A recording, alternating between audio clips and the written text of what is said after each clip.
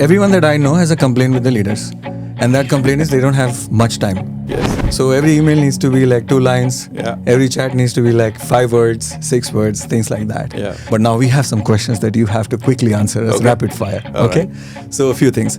Does it matter for you to be a successful guy or a girl if you're not from an IIT or an IIM? No, I am not. Do most non-traditional path seekers have an interesting life and generally succeed? Generally, I think a great example of that would be Steve Jobs.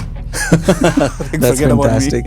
Yes, absolutely. Yeah. What does a leader need to know most if you have a 10-minute meeting with them about your project? What do you need from me? Okay, that is one thing. Yeah. If you need help to accelerate, do something different, decisions that are stuck, things like that should be prioritized. I have an amazing idea I want to share with my leader. Should it be 1 page or 5 pages? There is a saying that if I had more time, I would write less. It's the whole about the elevator pitch, right? You should always have like a 3 version of your story. If you're a really good idea, you have literally an elevator pitch.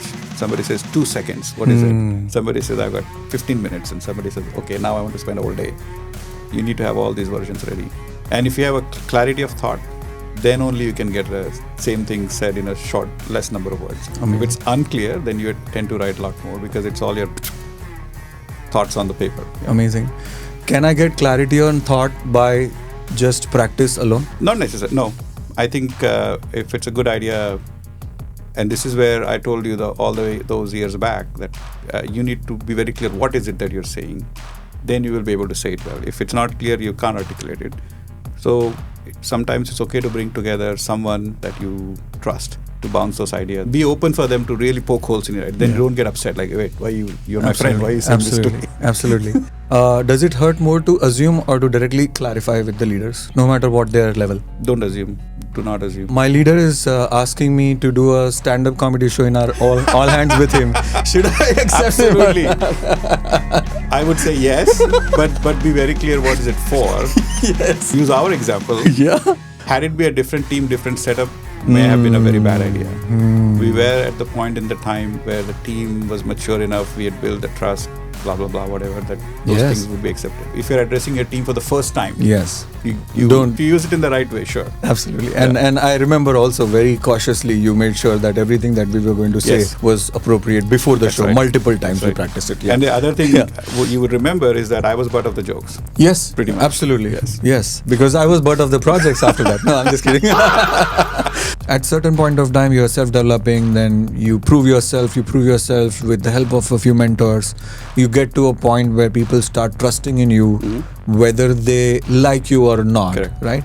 But then after a certain point of time and experience, you've continued on that path, people start liking you and see potential in you to be able to help you beyond the mentorship point. Correct. So to become a leader, you need to graduate from the mentorship stage to a sponsorship stage, and that's the hardest part to do because there's nobody to sponsor you because that's not there's no blueprint to that. That's right. It has a lot to do with luck. It has a lot to do with chances, resilience, etc., etc.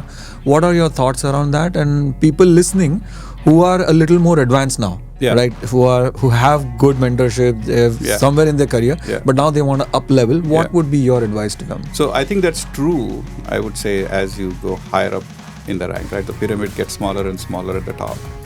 So I think sponsorship starts meaning a lot more. But if you are out of college, I don't want people to say, well, I need to find a sponsor to get from SD1 to SD2, right? Generally speaking, if you have a sponsor, then it does help for sure, because that person, I think the difference for mentor is more tactical versus strategic, right? Like the mentor would say, okay, what do you want? I have a session with you. Right. Come in with some questions, I help you answer, whatever. Sponsor would be probably driven by an outcome. I want to see you get to the next level. So let me help you get there. And we are working towards that. Ideally, your manager should be your sponsor. If you have a manager that's your sponsor, great place. Or at least they are not negative sponsors. People say that they leave their manager, which is so true. Yes, they leave their manager, But I would also say if you don't have one, don't be discouraged that you can't grow if you don't have a sponsor. Continue on a path that develop at a small scale, just prove concepts and stuff. I think you are your biggest sponsor. And a lot of times people make a mistake of forgetting that. Now, what does that mean? If you are your own sponsor, doesn't mean you go in every meeting and start talking about how awesome you are. Sponsorship means how do you create your own brand? How do you sell yourself? And sometimes the right thing is not to oversell yourself. Sell in the right forum at the right time to the right set of people. And if you do that, then you're really being your own sponsors.